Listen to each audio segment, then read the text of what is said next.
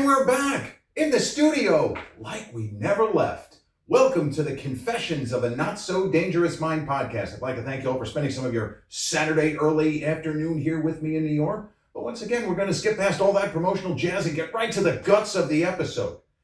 So today is an on this day, but it is not a movie on this day. It is not a I graduated from high school or college or anything of the sort on this day. But 2 years ago today, I had, by any metric, the most action-packed day of my life. And spoiler alert, it was all good things. It was nothing but positives and positivity. It was nothing but light. No darkness, no shadows, no film noir anti-hero. Well, unless, I guess you could consider me a film noir anti-hero. But it was just a perfect day. The day before what would have been my father's 82nd birthday. And in this instance, it was kind of a coincidence. But there was something to it all. And for not the first time, it isn't a concept that I was familiar with and felt often. But it was a day where it seemed as if the universe was speaking to me, that the universe was patting me on the back for a job well done. So on August 30th, 2023, after months of hand-wringing and one negative event, a couple of full-on disasters, after another, I closed on this house. And there are moments when we are kids in which we are afraid. And it's illogical that we are afraid. That if there is, for example, an adult, as 49-year-old me, certainly I would think, qualified, yeah, he's an adult. He's doing a lot of adult stuff now. He's on his own. He doesn't have anybody to catch him when he drops. He's got to drag himself back up. There are moments, certainly in my younger days, where if older me had seen him, he would have tried to somehow intellectualize with somebody who already knew that his fears were not really based in reality. They were all up here. And I guess I thought when I reached adulthood, I was never going to have fears that people looking at me would say, well, this is a little bit irrational. You've run this through the mental meat grinder. You understand what's taking place here. You already won. Okay? But it doesn't mean that you don't have a little voice in the back of your head saying to you, this is where the roof gets, or this is where the rug gets pulled out from under you or the roof caves in on you. Even if intellectually you understand. No, this is all above board, 1 + 1 = 2. You hit the tape. There is still the fear that something is going to go wrong because in this particular large-scale story of this house here, there were a lot of things that went wrong that didn't need to go wrong. Things I didn't see coming. That other people, maybe if they had said, or if they had my ear, or if I shared exactly what was going on, would have said, hey bro, do this in March, do this in April, do this in May. Make sure this is done no later than such and such a date. I didn't do all that. So I was a little nervous, I was a little jumpy. But as I woke up on August 30th, 2023, here was the day laid out for me. The day laid out for me was that I was going to, spoiler alert again, go to the gym. Now, I was in that kind of gray area where I was working out at a Planet Fitness in Greenlawn, and all of my home gym stuff had been, was in storage. It was in storage at my father's house where I was temporarily living as we attempted to sell it, my sister and I. So I worked out and I got myself together and I drove to the offices of the realtor where the closing was. Like literally when people talk about a closing, yes, it's paperwork. And in some cases it's a lot of paperwork and it's long drawn out process, but it is actually, if you haven't seen it or experienced it, it is actually a situation where the realtor, maybe a lawyer or two, the guy that handles the closing, a specific individual, and then maybe your attorney or somebody in your family. It could be a spouse. Just that part is what you'd expect. But it is a boardroom situation, which appears like a negotiation. But by this point, it's not a negotiation. It is simply dotting the I's and crossing the T's. Somehow, I was scared. And I normally don't think this way anymore. When I was a child, I did, where if it was, let's say, a school day where I was dreading a test or something along those lines, where I was dreading an entire day, I would mentally say, I wish I could fast forward to 5 o'clock. Normally didn't do that after being a very young person. I don't think I had thoughts like that after my middle teens. But on August 30th, 2023, the closing being scheduled for like noon, I wanted to fast forward to 3 p.m. because 3 p.m., it would be over. We're done with the closing. But my day was not just about the closing. It was about another event which could be construed as a celebration, a family event. A cousin of mine who lives in Nassau County had purchased tickets to see Bruce Springsteen at MetLife Stadium. Now, from a certain point of view, this was probably the worst day for me to have this, because assuming that everything went according to Hoyle and there was not some 11th hour catastrophic occurrence, I was probably going to be just fine driving back to Huntington at my father's house and just absorbing the momentous sequence of events that had landed me here and ultimately here. But as soon as the closing was over, I was going to have a little bit of time to race back to Huntington, which it's not that bad of a drive from where I was. I was not far from Bethpage, Hempstead Turnpike, in that range. I was going to drive back to Huntington and I was going to take pictures to commemorate and to celebrate the fact that, yes, we stumbled in staggers, we dropped, we took a lot of knockdowns in this fight, but we kept pulling ourselves up. It's nice when it's metaphorical and not actually getting punched in the face. As my old friend, the world champion kickboxer Derek Panza said, you know what, Jared? There are bad days in business. There might be a lot of bad days in business. But it's better than getting punched or kicked in the head.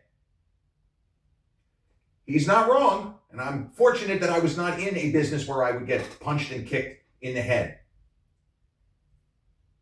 But at probably about 4 o'clock, I was going to have to drive to my cousin in the Great Neck, the kind of greater Great Neck area, and he was going to drive to MetLife Stadium to the Springsteen concert. And I knew that I was probably going to be emotionally drained beyond comprehension. But I was going to have to tough it out. Woe is me getting taken to a Springsteen concert on this otherwise unbelievable day, I hope. So when my lawyer and I, when we got to the closing, and the realtor, we had a few jokes and laughs and glad we got here. It's great that we were able to get through. There, I had moments I wasn't sure. The usual kind of glad handing, not negative. But I was still waiting for the other shoe to drop. I was still scared. And I just kept telling myself, you've already done everything you can do. You've already settled everything that has to be settled. This is all academic. The paperwork is done. There's no more fighting. There's no more negotiations. Just sit here and smile. And don't open your mouth unless somebody asks you a question. Let your lawyer do his thing. And throughout this 2.5 hours, which, if we're being honest, it could have been 30 minutes or less. But throughout this 2.5 hour, it amounted to like a big coffee clutch. The mood was light. It was not heavy. It was not foreboding. But each party took the time to make sure that everything was done correctly, that the proper papers were signed in the proper spot. That's really all it was. It was just that this is official and we can't make any paperwork mistakes. This was not the realtor wondering if he was still going to sell me the house. He'd already sold it to me. It was done. It was paid for. I told you how lucky I am. I was able to sell one house and buy another.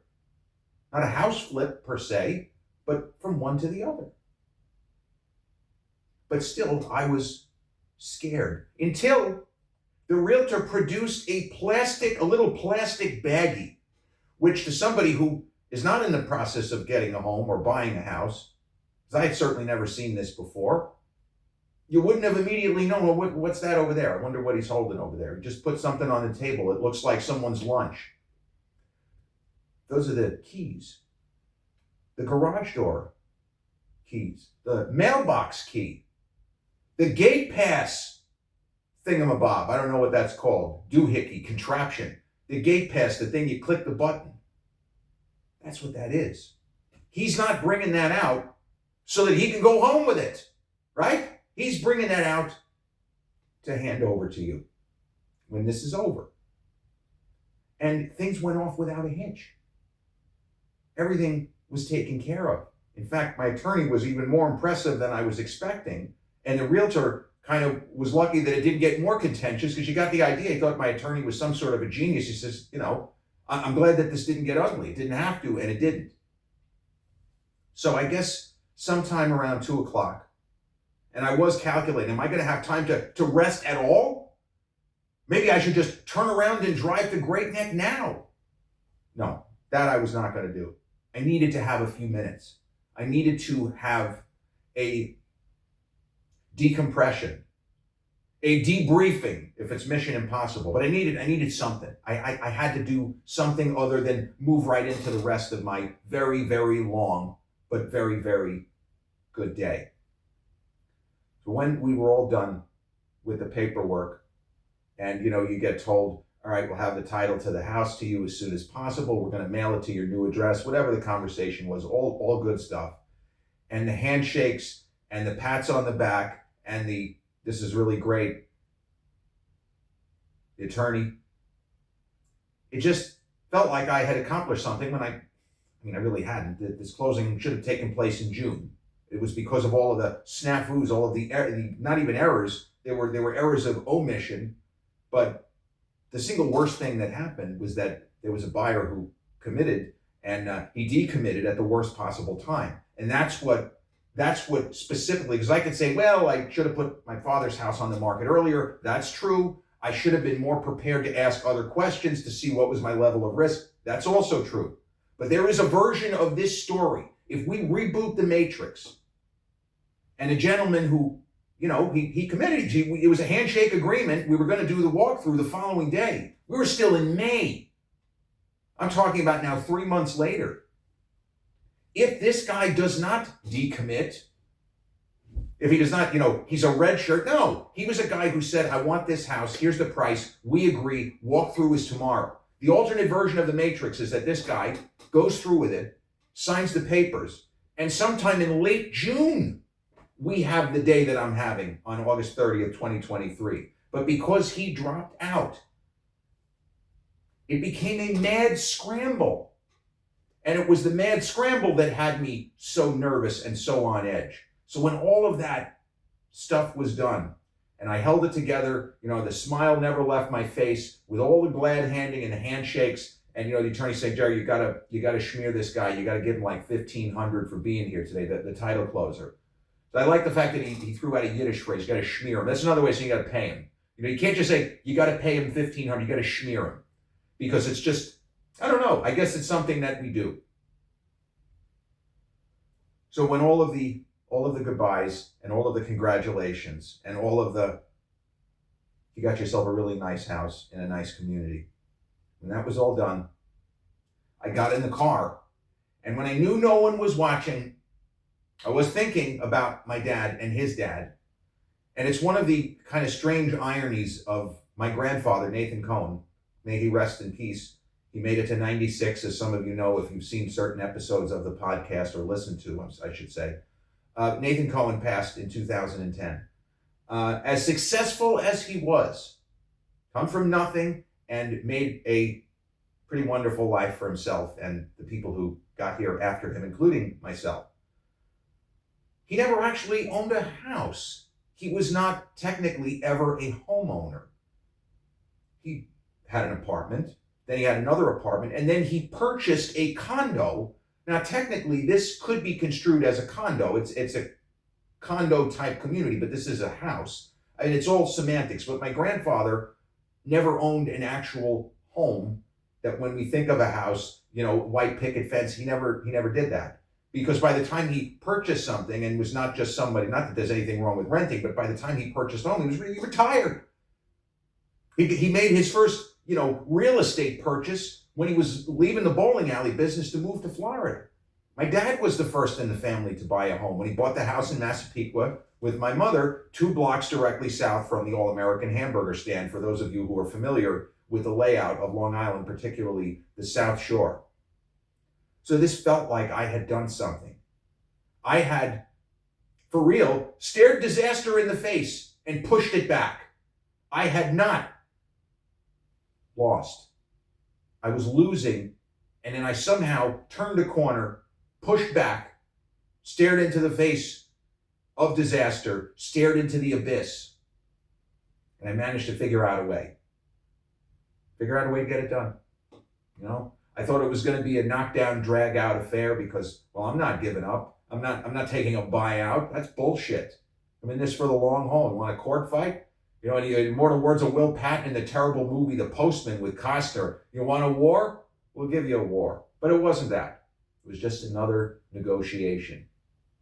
So as I made the drive, maybe 30 minutes, a little less than 30 minutes, the drive from where I was near Bethpage to my father's place in Huntington, it felt like they were talking to me. And really, it was the accumulated wisdom that I had gleaned from them in their lives, during their lives. I had 36 years of Nathan Cohen in my life. And I had 49 years of Alan Phillip Cohen in my life. And I heard them. I like to think that it was really the universe signaling me, but I heard them. And they were, in fact, patting me on the back because they weren't afraid to tell somebody or let someone know when they took care of shit. Did a good job here, Junior. This is how you do it. You didn't turn around and run. You stayed the course. You figured out a way forward. And Dad would have said the same thing. You can be proud today. There's other stuff in your life that I could complain about from when you were in your teens, 20s, 30s, 40s. Not today. You did the best you could. You could have lost. You could have punted, but you didn't. You figured it out. You adulted. Well done. And so I got to Huntington, and I gave myself maybe a half hour to walk around my dad's house. And the house had been sold by that point. Again, that's kind of the key component here, that the house had to be sold. But the woman who purchased it did not have a date in that time frame. Oh, you have to be out by August 30th. She said, I'm not moving in until the middle of November. You can stay till the first week of November, no stress. That was also something that I didn't know. And if I had, I would have calculated everything and it would have handled everything a little bit differently. I wouldn't have been so panicky about selling one house too quickly. And then what am I going to do? Live in Florida where it's 95 degrees? No, thank you. I'm all set here. But the reality is when I was in Huntington, and yes, I can admit, I had a good cry in the car, imagining that I was listening to the voices of my father and his father. But I got back to Huntington, and my cats were all still there.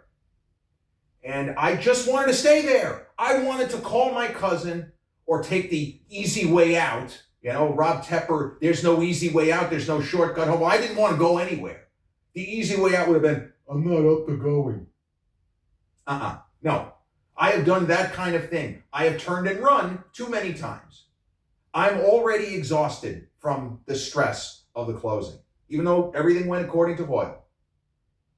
I just want to stay here and take it easy today. Maybe go to Cheesecake Factory and light a Victory cigar. Of course, I don't smoke. But no, we weren't going to do that. It took a few minutes. I laid down for about 10 minutes, and I got up, and I drove to Great Neck. And got in the car, and we all went to MetLife Stadium to see Bruce Springsteen. The only other major figures, major musical acts, groups, etc. that I have seen, saw Limp Bizkit at the Paramount Theater in Huntington in 2013. That was okay. I wasn't really that. I did it all for the Dookie. What is that one? Yeah. I saw Bon Jovi at Mohegan Sun in 2017. That was a fantastic concert. Bon Jovi just killed it. He was sick too, and I don't mean like, yeah, he's fucking sick. No, he was actually sick. He had pneumonia. He was struggling with pneumonia. No one knew it. And later in the tour, like within a week, he had to stop the tour. I think he had to take a week off. So there were a bunch of concert dates that ended up not happening for that particular tour. It was the This House Is Not For Sale tour. Great graphics, great pyrotechnics. It was a long, long ride from Great Neck to MetLife Stadium. There was a lot of rush hour traffic, even though you say, well, wait, aren't you going in the opposite direction? Yeah, but we were also driving into the sun, and there was just a lot of traffic, and there were people who were going to the concert. It's a pretty big arena there at MetLife. So I was in the car almost trying to sleep, but I couldn't sleep. There was too much noise. It was my cousin and his whole family, his wife, the two kids, and then I was like fifth wheel in this particular instance. So we're meeting my other cousin, diehard Yankees fan that he is and was. We're meeting him at the concert. And I am a Bruce Springsteen fan, but I never bought a Bruce Springsteen CD, and where I would consider myself a significant outlier, or somebody who at least identifies, oh yeah, I like the boss, I think he's good. Although when I say the boss, I'm sorry, I don't mean Bruce Springsteen. I mean George M. Steinbrenner III, the boss. And you could make a lot of jokes about that. I remember when Bruce was dating, what was her name? Last name was Phillips, the actress. Not Janine Phillips. But the actress that he was with in the 80s, and there was a joke that, he's not the boss anymore. Julianne Phillips. Wow, it's just embarrassing that I forget something as obvious as that. Anyway, I am a fan of Bruce, but if you ask me what are some of my favorite songs, or what's my single favorite Bruce song, some people will say Glory Days, Dancing in the Dark, Born in the USA, Tunnel of Love. My favorite Bruce Springsteen song is the one for which he won an Oscar, and I mean, it felt like the voting was not on the level, that people just wanted Bruce Springsteen to win an Oscar, but Streets of Philadelphia, which I just think is a phenomenal song. He didn't do it. I was hoping that he was going to sing that at the concert. Yeah, I knew he wasn't going to do, I shouldn't say that. He had not been performing Born in the USA on that tour. I think he still does it from time to time, but he didn't do it. There were people around me that were like, he's probably going to do it, but he ended up not doing it. And he was on stage for more than 4 hours.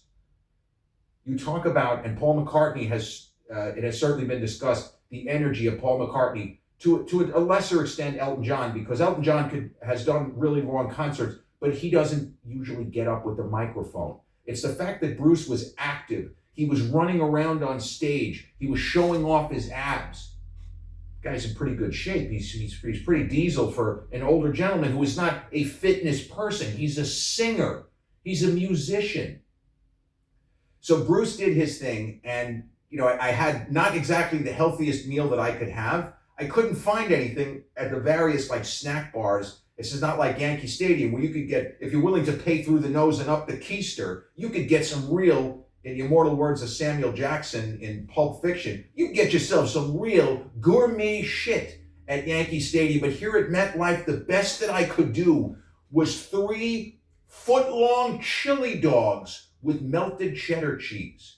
And I actually got fries because I hadn't eaten. I don't know that I'd eaten anything all day. I was ravenous, as much as I could be ravenous. I have an issue where I don't really feel hunger in a conventional sense. Going back to when I had pneumonia 20 years ago, the hunger sensation never came back. Appetite is fine, but I don't feel hunger in the manner that most people do, or the way that I used to, which is how I can sometimes go 12 hours without taking in any actual nourishment and feel like, no, I'm fine.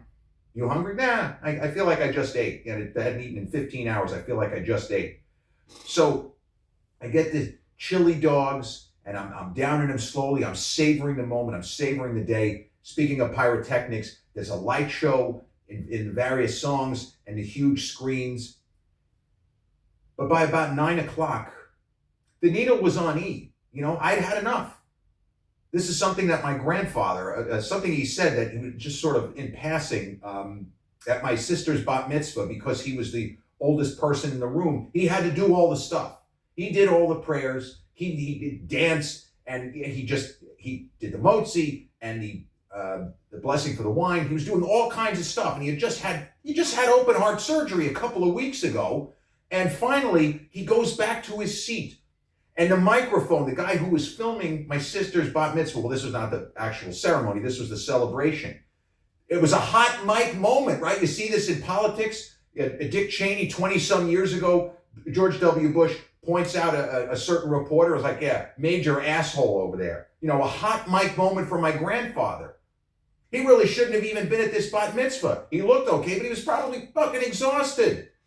And as he walked back to his seat, you could hear him say, had enough for today. Had enough for today. By 9 p.m. at the Springsteen concert, knowing that we had about another 2.5 hours of Springsteen concert, I had had enough for today. And if there had been any way where I could have magically transported home, or we could reboot the Matrix to 4 p.m. where I don't leave Huntington anymore that day, I don't even think I'm going to Cheesecake Factory or anywhere else. I'm sure it's not going to Disney World like in those old commercials. No, it was 9 p.m. and I was trying to stay fired up. Maybe I'll drink another Diet Pepsi and I'll have some energy. But I was so tired. The stress of everything, not getting enough sleep on top of all else, because of the stress of everything. So the rest of the concert went off, and it was fantastic. As exhausted as I was still able to appreciate the kind of madness, the insanity of Bruce Springsteen, that he's still doing this in his early 70s. I think he was in his early 70s. I know that Bruce was born, was it 52, 53? I'm not sure. But in the mid 80s, when Dancing in the Dark and Born in the USA, I forgot the name of that album, but that was his best-selling album. But he already seemed like an old head to me because I was 10 or 11. But watching Bruce in the We Are the World, which was right around the same time, I thought the guy was in his 40s in 1985. But the energy, the way that he kept teasing that the show was over, but the show was never over. There's another run out of the Matrix where he's still performing from August 30th, 2023. He kept teasing, all right, the show's over. Now he's going to come out and do this song. Now he's going to come out and do that song. And he's going to keep doing that. He's going to keep, pump faking that the show is over. So, show ended about midnight, for crying out loud. And we're all the way in New Jersey. And it's going to probably take 2 hours to get to Great Neck. And then I've got a 40-minute drive back to Huntington. But somehow, I didn't fall asleep. And if someone had asked, if either my cousin or my cousin's wife had said, Jared, can you drive? We're both too tired. I would have toughed it out. Because this day, even though it was now the next day, it was now technically my father's birthday, this day is mine. This day will always be mine. And I managed to enjoy, well, from my moment when I realized that there was no rug to be pulled out from under me at the closing, I was going to enjoy the rest of this day. I was going to soak in every minute and make as many core memories from this as I could. And I did. I remember so much about that day. I finally got home, and there were no more tears, not even celebratory wails or fist pumps. Got home about, I think it was 3 a.m. It might have even been after 3. But I didn't have to wake up early the next day. This is not 2019. There was no Bev's Gym, wake up at 3:25. Let me tell you something. If this exact sequence had happened in 2019, I would have gone to Bev's. I would have somehow gotten myself up. Or if I got in at 3:25, I would have turned around and I would have driven there. That's how much of a psychopath I was. But here, there was no alarm to set. And I think I slept till about 8. I didn't sleep any further. So I was still exhausted when I woke up. But I felt like I had achieved, that it had been a significant day. A day that will live in infamy in the best sense. August 30th, 2023. Close on the house and celebrate by seeing Bruce, all 4.5 hours of it, at MetLife Stadium.